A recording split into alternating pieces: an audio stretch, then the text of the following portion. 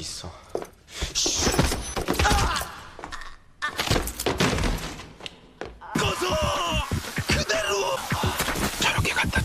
Halo sobat semuanya, dimanapun kalian berada, bagaimana kabarnya? Kembali lagi bersama saya di channel Jukas membahas seputar rangkuman film. Kali ini saya ingin merangkum sebuah film berjudul Sunflower. Film ini bergenre action, dan film ini diperankan oleh Kim Rae-won sebagai Tae-sik. Tanpa banyak basa-basi lagi, kita langsung lanjut ke alur ceritanya.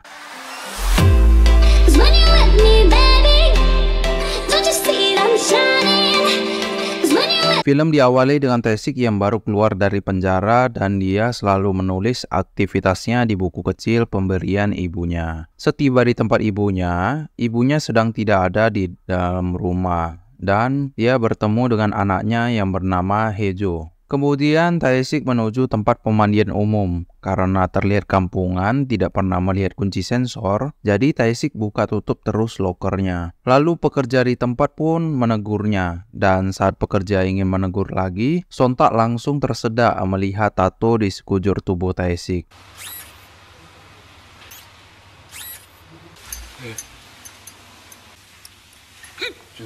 Adegan berpindah ke kota yang penuh kekacauan yang tidak ada kepedulian dari pihak kepolisian. Scan berlanjut dengan Changmu yang sedang marah-marah ndak jelas dengan anak buahnya. Kemudian datang seseorang, ternyata adalah Tae-sik yang berkunjung ke tempat Changmu sekedar mengucapkan salam. Lalu Tae-sik pergi ke tempat Yang-ki. Tanpa disadarinya, Yang-ki menyuruh anak buahnya untuk mengawasinya. Setiba di rumah, Tae-sik berkumpul bersama keluarga. Tae-sik sudah menganggap Sunflower sudah seperti ibunya sendiri. Keesokan harinya, di sini diperlihatkan Cho Pan-soo yang sedang menarik simpati warga agar dia ke depannya dapat menang dalam pemilihan menjadi DPR selanjutnya. Kembali ke Tae-sik yang sedang melakukan wajib lapor ke kantor polisi. Kemudian Tae-sik bertemu dengan teman lamanya semasa sekolahnya yang dulu pernah dibully Tae-sik, dan temannya menyarankan untuk sebaiknya Tae-sik tidak kembali ke daerah kota ini lagi karena banyak yang tidak suka dengan Tae-sik. Lalu Tae-sik pergi ke rumah sakit untuk berniat menghapus tatonya yang membuat para suster dan para dokter terheran-heran melihatnya. Scan berpindah ke Sunflower yang memberitahu Cho Pan-soo atas dia tidak mau menjual tempat restorannya serta mengatakan untuk Cho Pan-soo berhenti mengirim preman yang selalu mengganggu tempatnya. Di sini Yang-ki mendapatkan informasi mengenai Tae-sik yang bekerja di bengkel dan tinggal di tempat Sunflower, membuatnya pusing untuk cara menggusur tempat tersebut. Lalu diceritakan para polisi ini flashback mengenai Tae-sik di mana ada tempat berkuasa Choi Do-pil. Saat Tae-sik sedang asik meminum soju, datang para anak buah Choi Do-pil yang mengusirnya dan dibantai sendirian, serta Choi Do-pil tewas tertusuk pisau akibat Tae-sik.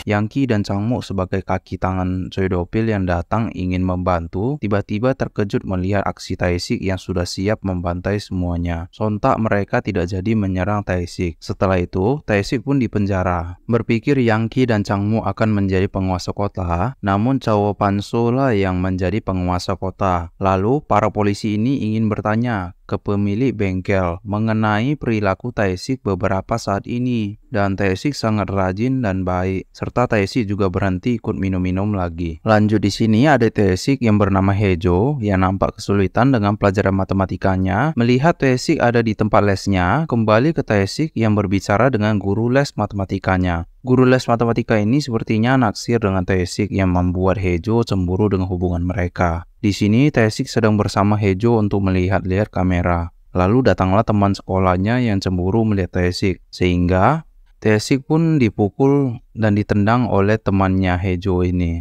Lantas, Tae-sik pun pakaiannya robek. Sontak membuat mereka terkejut dengan tato di sekujur tubuhnya Tae-sik, yang membuat mereka pun berhenti memukulnya. Kembali di rumah Hae-jo yang menanyakan hubungan Tae-sik dengan gurunya. Karena merasa tidak ada hubungan lebih, Hae-jo pun tersenyum-senyum sendiri yang menandakan mulai ketertarikan dengan Tae-sik. Lanjut dengan Cho Pan-soo yang dengan Yang-ki dan Changmu membahas soal mengurus klub Oracle, yang mana Changmu dan Yang-ki berselisih ingin memimpin klub Oracle. Dan Cho Pan-soo mengatakan ingin tanah tempat restoran Sunflower itu segera digusur. Changmu pun langsung menjawab akan mengurusnya dan bergegas untuk menggusurnya. Setiba Changmu ke lokasi Sunflower dengan anak buahnya yang mengobrak-ngabrik tempat Sunflower, Changmu pun terkejut ketakutan melihat adanya Tae-sik yang di dalam. Dan Tae-sik mengatakan bahwasannya ini adalah tempat ibunya. Kembali ke Changmu yang beribut dengan Yang-ki. Mengapa tidak mengatakannya sejak awal tempat itu ada Tae-sik? Mereka berdua takut posisi untuk menguasai tempat digeser oleh Tae-sik. Lanjut, Cho Pan-soo terheran mengapa tempatnya belum digusur. Lalu Byung-jin bercerita bahwa mereka tidak bisa menyentuh tempat itu karena tempat itu ada Tae-sik. Kembali ke Tae-sik yang memberikan ibunya hadiah sepatu dan untuk adiknya kamera. Haejo diam-diam membaca buku Tae-sik yang mengingatkan flashback Tae-sik pas masih di penjara. Haejo dan Sunflower serta Tae-sik pergi piknik bersama berbahagia layaknya keluarga yang harmonis. Kemudian Byung-jin datang mengunjungi Tae-sik. Byung-jin menjelaskan bahwa Cho Pan-soo ingin membangun mall besar. Jadi dia menyarankan Tae-sik untuk pergi dari tempat itu demi keselamatan keluarganya. Adegan berpindah ke Tae-sik yang sedang menghapus tatonya di rumah sakit. Kemudian Changmu dengan anak buahnya mengobrak-ngabrik tempat Sunflower dan Yang-ki menghubungi polisi untuk membuat settingan dengan anak buah Yang-ki yang ke tempat Tae-sik untuk menghajar Tae-sik agar Tae-sik terlibat perkelahian supaya Tae-sik dapat masuk penjara kembali. Namun Tae-sik yang berjanji tidak akan berkelahi lagi pun tidak membalas mereka.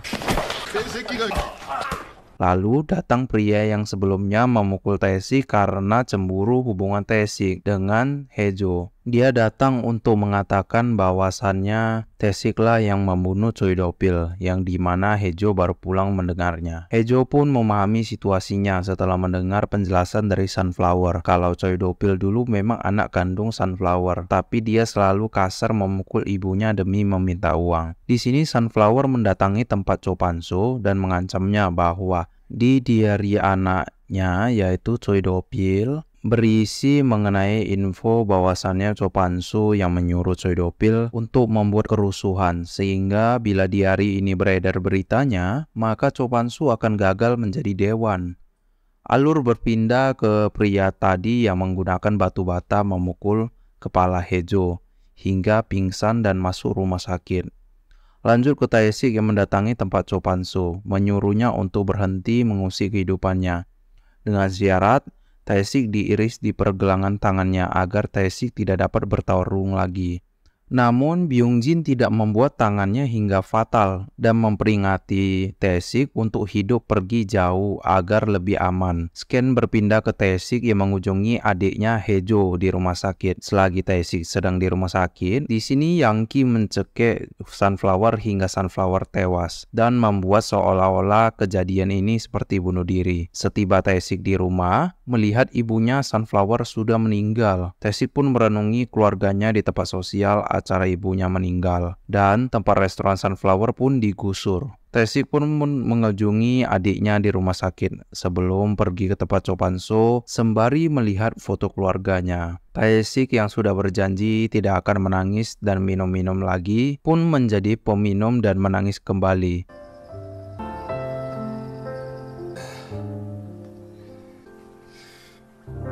Sesaat Cho Pan-soo, Yang-ki dan Changmu dan lainnya sedang merayakan kemenangannya karena berhasil menggusur tempat Sunflower. Lalu terdengarlah suara tangisan membuat Changmu heran. Siapa itu? Kemudian datanglah Tae-sik yang menghadiri tempat mereka dan melemparkan anting milik Yang-ki. Jadi Tae-sik mengetahui bahwa ini semua adalah ulah Yang-ki.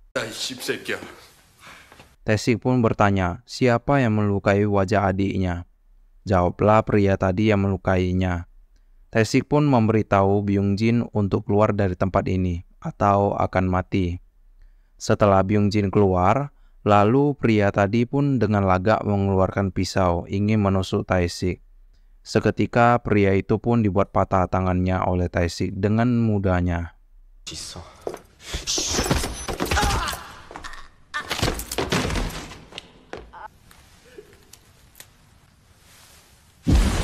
Lalu Tae-sik pun membantai semua anak buah Cho Pan-soo sendirian. Saat Changmu ingin memukul Tae-sik, Changmu pun dicekik hingga tewas.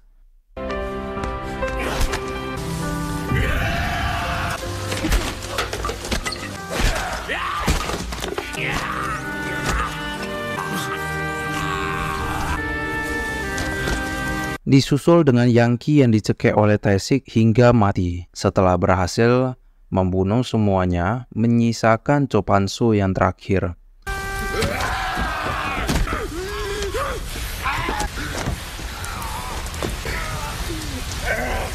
Cho Pan-soo pun dipukul hingga mati oleh Tae-sik.